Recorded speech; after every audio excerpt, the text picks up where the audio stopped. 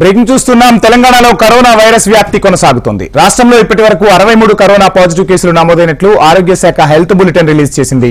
హైదరాబాద్ లోనే అత్యధికంగా 53 corona positive కేసులు రిజిస్టర్ అయినట్లు వైద్య ఆరోగ్య శాఖ వెల్లడించింది.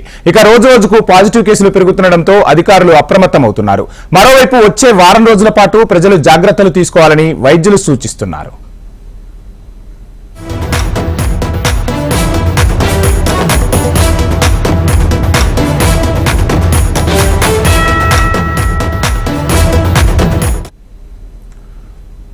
తెలంగాణలో కరోనా వైరస్ వ్యాప్తి కొనసాగుతోంది. రాష్ట్రంలో ఇప్పటివరకు 63 కరోనా పాజిటివ్ కేసులు నమోదైనట్లు ఆరోగ్య శాఖ హెల్త్ బులెటిన్ రిలీజ్ చేసింది.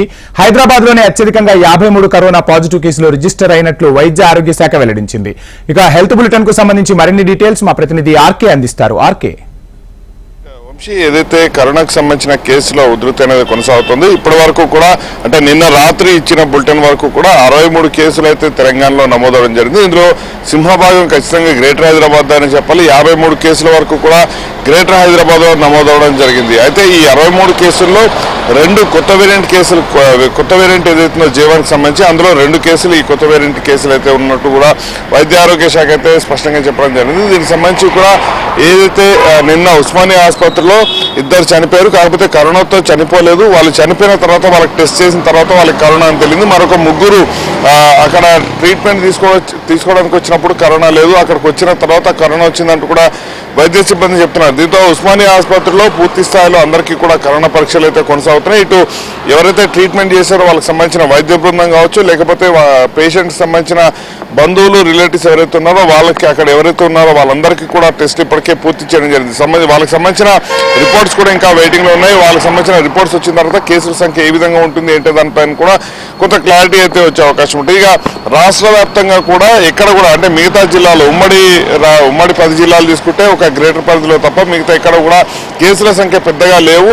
అక్కడ వైద్య సిబ్బంది మొత్తం కూడా అలర్ట్ గా ఉన్నామంటూ కూడా ఇప్పటికే చెప్పడం జరిగింది. మరోవైపు ఎప్పటికప్పుడు వైద్య ఆరోగ్య శాఖ మంత్రి దామోదర్ రాజనరసింహ పూర్తి స్థాయిలో వైద్యాధికారులు అందరితో కూడా ఎప్పటికప్పుడు మాట్లాడుతున్నారు. అలాగే దానికి సంబంధించిన రిపోర్ట్ కూడా ఎప్పటికల్లా సాయంత్రం కల్లా పూర్తి స్థాయిలో తీసుకుంటున్నారు. ఏ విధమైన చర్యలు చేపడుతున్నారు ఏంటి అనే దానిపైన ఎప్పటికప్పుడు డిహెచ్ని డిఎంఈని అడిగైతే పూర్తి సమాచారాన్ని అయితే సేకరిస్తున్నారు. మరోవైపు డిహెచ్ కూడా అన్ని జిల్లాలకు సంబంధించిన సూపరింటెండెంట్లు ఎవరైతే ప్రధాన ఆసుపత్రులకు సంబంధించిన సూపరింటెండెంట్లు ఉంటారో వాళ్ళందరితో కూడా మాట్లాడడం జరిగింది. అయితే కేసుల సంఖ్య ఎక్కువగా వస్తున్నప్పటికీ కూడా ప్రభుత్వం దాపెడుతుందా అనేది కొంతమంది ఇప్పటికే వాదిస్తున్న పరిస్థితి ఉన్నప్పుడు కూడా ఎలాంటి పరిస్థితి ఉన్నా కూడా ప్రస్తుతానికైతే కేసుల సంఖ్య రోజుకి 8 నుంచి 10 కేసులు అయితే నమోదవుతున్నాయి కరోనాకు సంబంధించిన ఓవరాల్ కేసెస్.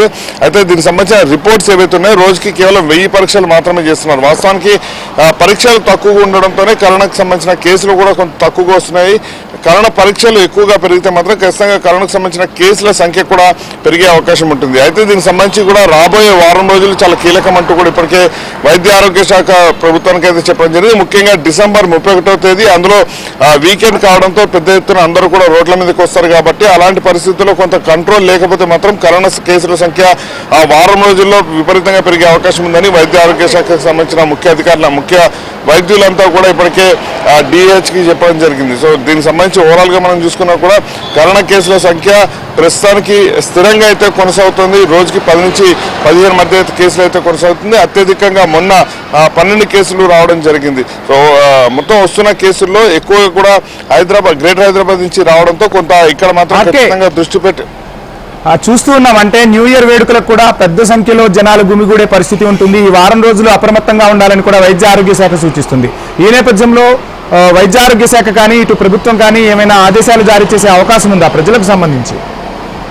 అయితే ఇప్పటికే ప్రభుత్వం మాత్రం ఈ విషయంలో చాలా క్లియర్ గా ఉంది. ఎక్కడైతే సెలబ్రేషన్స్ చేసుకుంటున్నారో వాళ్ళకి సంబంధించిన పూర్తి డీటెయిల్స్ ఇవ్వడంతో పాటు ఖచ్చితంగా అక్కడికి వచ్చే వాళ్ళకి మాస్క్ శానిటైజర్లు ఉంటేనే లోపలికి అనుమతించాలి. లోపలికి వితౌట్ మాస్క్ శానిటైజర్లు అనుమతిస్తే వాళ్ళపైన కఠిన చర్యలు తీసుకుంటామంటూ కూడా పోలీస్ శాఖ స్పష్టంగా చెప్పడం జరిగింది. ఎవరైతే ఈవెంట్లు నిర్వహిస్తారో ఆ ఈవెంట్ నిర్వాహకులకి చెప్పడం జరిగింది. అలాగే ప్రభుత్వం ఈ అంశాలపైనతో పాటు ప్రభుత్వం ఏదైతే వైద్య ఆరోగ్య శాఖను కూడా ఆదేశించడం జరిగింది. పూర్తి స్థాయిలో సిద్ధంగా ఉండాలి. ముఖ్యంగా హైదరాబాద్ పరిధిలో వచ్చే ప్రధాన ఆసుపత్రులు ఏవైతే ఉన్నాయో వాటి వద్ద పూర్తి స్థాయి బెడ్స్ తో సిద్ధంగా ఉండాలంటూ కూడా చెప్పడం జరిగింది. ఇప్పటి వరకు కూడా మొత్తం హైదరాబాద్ లోని ప్రధాన ఆసుపత్రులు అంటే గవర్నమెంట్ సంబంధించిన ప్రధాన ఆసుపత్రులు గాంధీ, ఉస్మానియా, నీలోఫర్, ఫీవర్ ఆసుపత్రులు ఏవైతే ఉన్నాయో వాటిలో 100 బెడ్లను అయితే ఏర్పాటు చేయడం జరిగింది.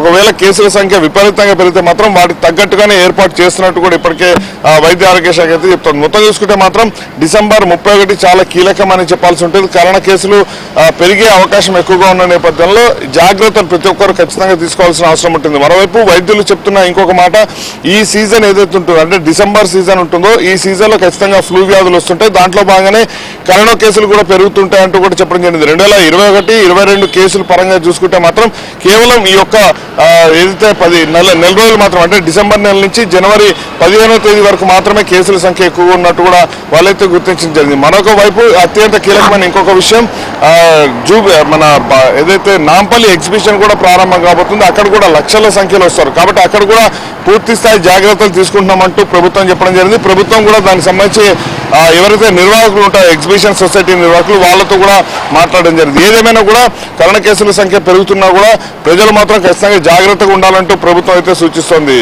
Vamsi, thank you RK.